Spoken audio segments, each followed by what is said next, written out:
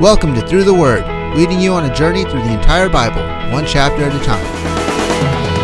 Today, Chris Langham leads us through the book of Ecclesiastes. Now to Pastor Chris.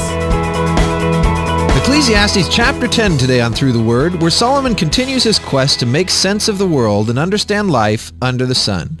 In chapter 10, Solomon turns his focus to what he calls the madness of folly.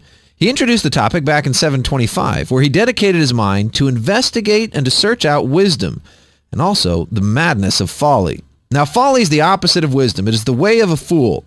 Have you ever done something so utterly dumb that you immediately called yourself an idiot? You know, take a big swig from a sports bottle without screwing the lid on, open the top freezer, open the fridge door, lean over to get the cheese, then stand up fast. Folly. Hey, I only did it once. Okay, maybe twice. Anyway, in verse 1, Solomon introduces folly. As dead flies give perfume a bad smell, so a little folly outweighs wisdom and honor. What a great picture. Back in chapter 7, Solomon compared fine perfume to a person's reputation. What if I tried to sell you a $100 bottle of fine perfume with just one little dead cockroach that snuck in and died? Just one foolish mistake can do the same thing to your good name, and just one bad idea can destroy years of good planning.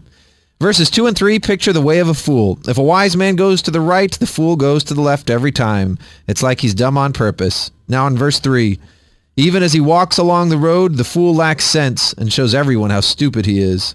In verses 4 through 7, Solomon admits that sometimes fools are put in charge. Foolish rulers appoint foolish administrators, and the whole nation suffers. At verse 6, fools are put in many high positions, while the rich occupy the low ones. In chapter 9, Solomon commended the poor but wise man who saved the city. But foolish is foolish, whether rich or poor, and a fool should not be put in charge no matter what class he comes from. In verses 8 through 11, Solomon looks at folly and wisdom at the workplace. He basically says that every job comes with a risk, and every task has a wrong way and a right way. At verse 10, he says, if the axe is dull and the edge unsharpened, more strength is needed, but skill will bring success. Solomon is saying skill is the key. Don't just work harder, work smarter. And if you're going to work smart, do it from the get-go. At verse 11, he says, if a snake bites before it is charmed, there is no profit for the charmer. In other words, if you decide to add oil to a dry engine, do it before you blow a gasket. Verses 12 through 14 move from foolish work to foolish words. Words from a wise man's mouth are gracious, but a fool is consumed by his own lips. At the beginning, his words are folly. At the end, they are wicked madness, and the fool multiplies words. Solomon tells us that a fool multiplies his words. Maybe you and I should practice a little subtraction, or better yet, rightly divide the word of truth.